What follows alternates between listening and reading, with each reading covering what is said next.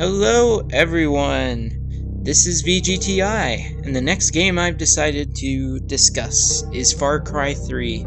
You've probably heard of it. It came out pretty recently, around the holidays during 2012, and I decided to do a video about it because there's actually a lot of subtle and creepy things in this game that you'll either notice when you're playing the story, you'll notice it when you're exploring the island itself, and there are some things that the game doesn't tell you outright, but you can piece it together just by judging by the things you find. There was a lot in this game that gave me an uneasy feeling, and then with even more research, it just led to me wanting to discuss some theories about it. And I think with this first video about it, I will discuss the island itself. The islands that you go to in Far Cry 3 are called the Rook Islands. The game follows Jason Brody, and it starts by showing him partying with his friends. They're celebrating his brother. He got his pilot license, so they decided to go nuts, vacation in Bangkok, party, and they got an offer from a guy to go skydiving to the Rook Islands. And what a great idea that was. They went skydiving, and when they landed, they got captured by pirates. Apparently the Rook Islands are not the safest place to be. And of course the pirates are led by the insane Vaas. Now that's just a simple summary of the plot as it stands at the beginning. I'm not going to go more into it. You should definitely play this game if you have not, because it's a very fun, open world, first-person shooter. Some people have criticized its story, but I actually find it pretty interesting. But that's enough of that. This video is going to be discussing the islands and what the heck is going on with them. Because honestly, I mean, what is going on with the Rook Islands? The game has this, it gives you this feeling that something is wrong with the Rook Islands. Something is going on there that you probably will not understand, and it's something, maybe it's magic, maybe it's mysticism, maybe it's just weird myths and legends about the island. The things you find, things you see in the story that lead you to believe that the Rook Islands are not a normal place.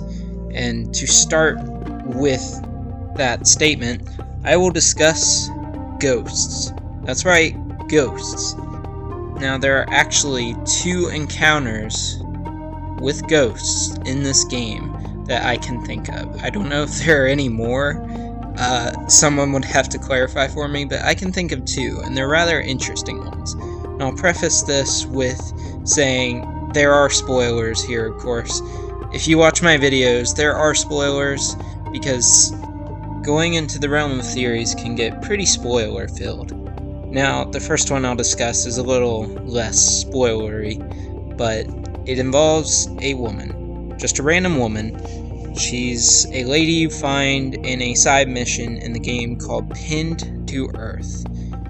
And when you do it, you talk to the lady, and she warns you. She's frantic. She's saying that there's been a plane crash over by the nearby beach, and that you should go check it out and try to save the people. That she saw the plane crashing, but she was panicking and she didn't know what to do, and she wants you to go down there and check it out.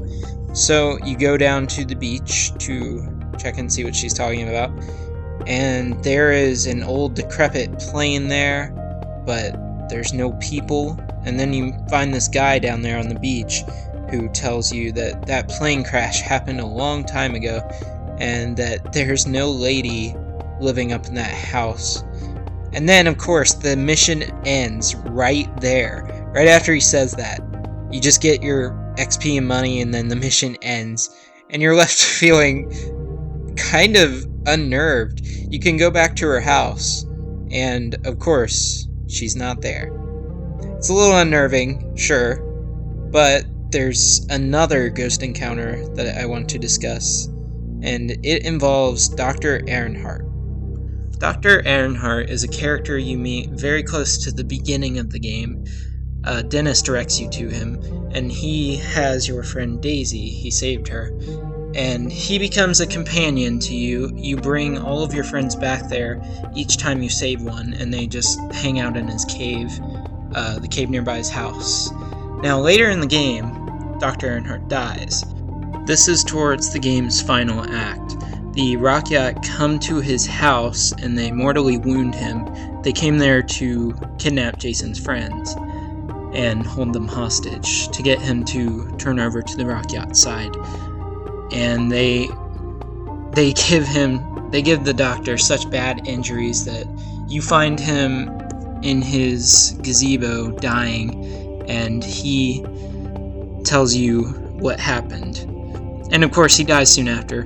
But the point here is, if you go back to his house later on, you can actually have a lot of ghostly encounters there. There is actually some videos of it on YouTube if you want to look them up. Multiple things happen. Some players report seeing Dr. Earnhardt in the windows of his house watching you, and he looks kind of ghostly. And if you go to his gazebo and take out your camera and look outwards towards the island, sometimes you'll see ghostly lights. They're just like yellowish white lights that are appearing all over the island, and they just start blinking, and you can only see it through your camera. And it's weird. It's very weird. And if you go to his greenhouse, sometimes you'll hear things like voices or whispering or things creaking, stuff like that. You can obviously tell that the game's trying to show you that his ghost is hanging around. So you have this encounter and you have the pin to earth encounter, and it makes you wonder, like, could ghosts just be like a real thing in the Far Cry 3 universe and that it's kind of normal? Or is it something to do with the island itself? Is it making the ghosts appear, making their presence known? But the ghosts aren't the only weird things that happen on the island. If you explore, you can find many strange things, many strange occurrences even. There's actually an Easter egg that you can find. I forget where on the island it is, but it's a guy in the ocean. He appears to be dead. I would think he's dead. He's just sitting in the ocean next to a toilet. And, I mean, it's not really creepy, more so that it is funny, but it's weird. Like, how would that happen? I just wanted to point that out because it's one of the weird things you can find. But back on track here. The biggest point I want to discuss about the island is that it might be affecting people's minds. Now, there are two theories with this, that it's either the island that is affecting people's minds, or it is drugs, just straight up drugs that are making people go crazy. Now, it could be either or it could be even a combination of both. But the prime example of this is our protagonist, Jason Brody. Over the course of the game, he becomes very hardened. He becomes very distant towards his friends' feelings, and he starts going on the side of the rock yacht, becoming a warrior, and trying to kill Vaas for revenge, and then killing his boss, Hoyt. Now, Jason has a lot of drug trips in the game for multiple reasons. There was the one time where the mushrooms in the cave that Dr. Earnhardt sent him to sprayed spores at him and made him go on a drug trip. There was that time he drank that thing that Citra gave him, which made him go on another drug trip. I can't even recall, like, how many there are total in the game, but there's quite a few that he goes through. And it makes you wonder how mentally sound Jason is. This can lead you to believe that, it must be the drugs that's affecting his mind. But there's some other strange occurrences too, and yes, they could be explained by the drugs affecting his mind, but it could also be on account of the island. It's not for certain. You see, there's a mission where Jason has to he has to retrieve this mystical compass for, I think his name was Buckley. He has to retrieve this compass for him, and it's hidden in one of the many ancient ruins scattered across the island. But when Jason gets the compass and he brings it out and looks at it, it's glowing with like this mystical energy. And it's not commented on by Jason or Buckley. It just goes completely unnoticed. The game doesn't even acknowledge it. It just shows that it's glowing with magical energy and never explains why that happens. So it could be Jason hallucinating or something else. It's hard to say. Now, there's another instance where the game never explains why this happens, but Jason goes down to torture his brother Riley, and of course he doesn't know he's getting ready to torture his own brother. He just thinks he's going to torture some random guy that Hoyt captured. But he goes down to torture him, and he passes by a guard that is watching TV. Jason looks over at the TV screen, and on the screen is him and his friends, and they're celebrating. Looks like they're on an island, but it doesn't make it clear if it's the Rook Islands, like right after they skydived, or if it's a completely different island. But Jason sees this and he questions it. And this confuses me a little, because at the very beginning of the game, Vaas shows Jason that recording that they got off of them. Yet Jason questions where they got that other footage when he passes by it. It confuses me a little because, I mean, obviously they had that footage on their camcorder that Vaas took from them. So why would he question where they got this specific video?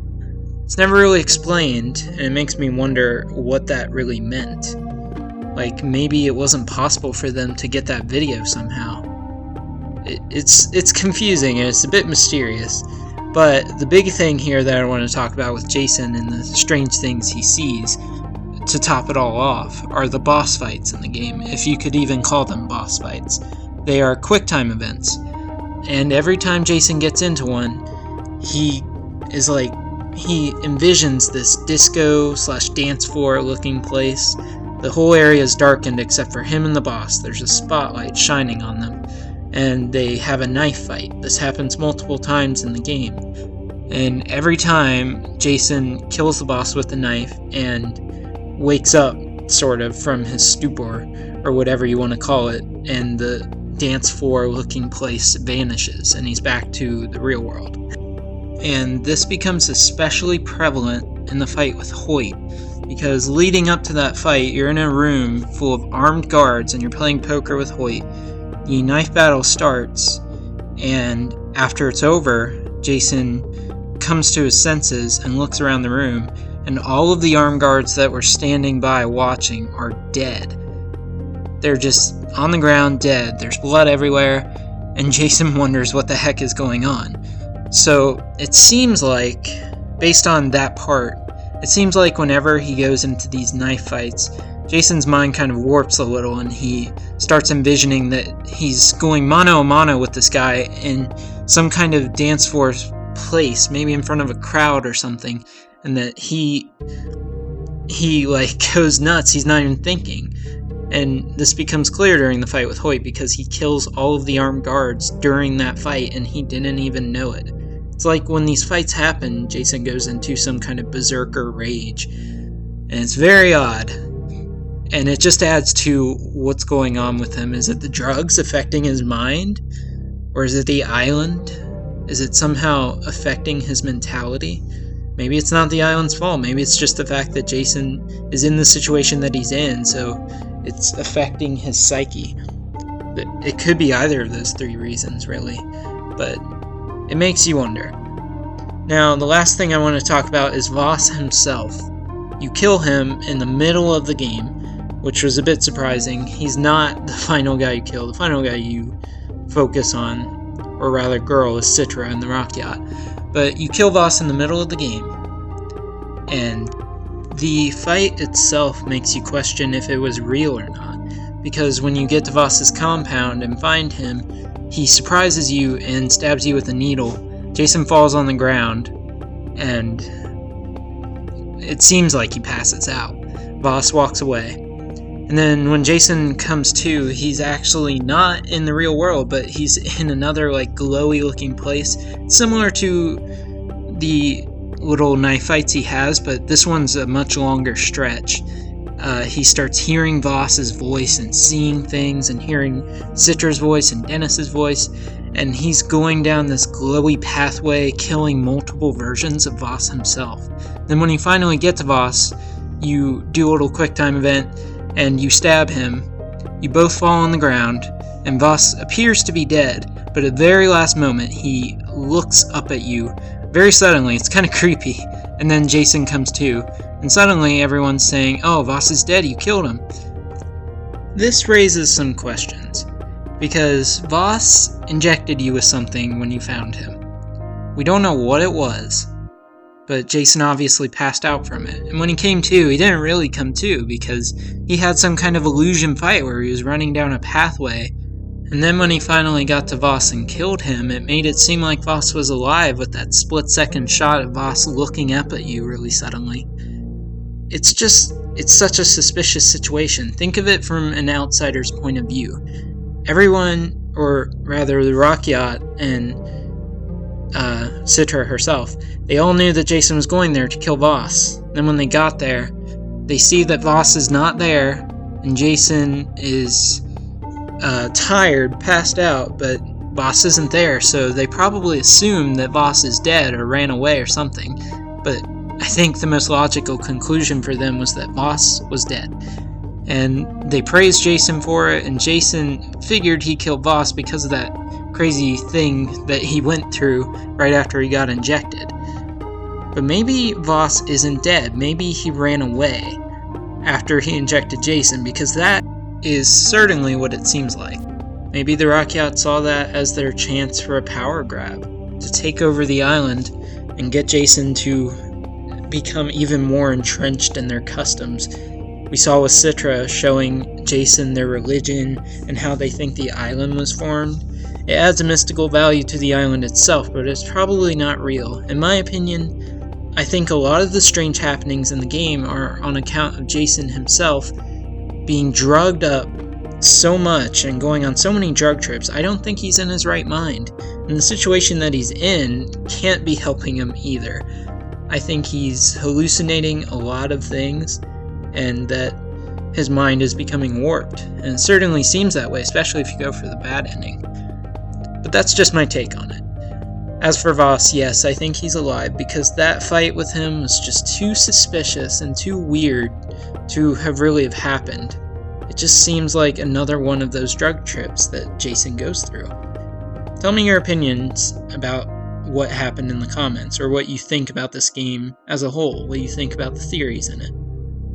Anyways, that is it. I mean, I expected to do a multi-part video for Far Cry 3, but I've talked about pretty much everything I want to talk about in this video. If I forgot to mention something, then mention it in the comments, like, subscribe, all that good stuff, or go about your business. The next video will have to do with a DS game, and that's all I can say for now. But I hope you enjoyed this video. Go play Far Cry 3 if you haven't. It's a very fun game. And pay close attention to the strange happenings in it, and maybe you will think of a theory yourself. Goodbye, viewers.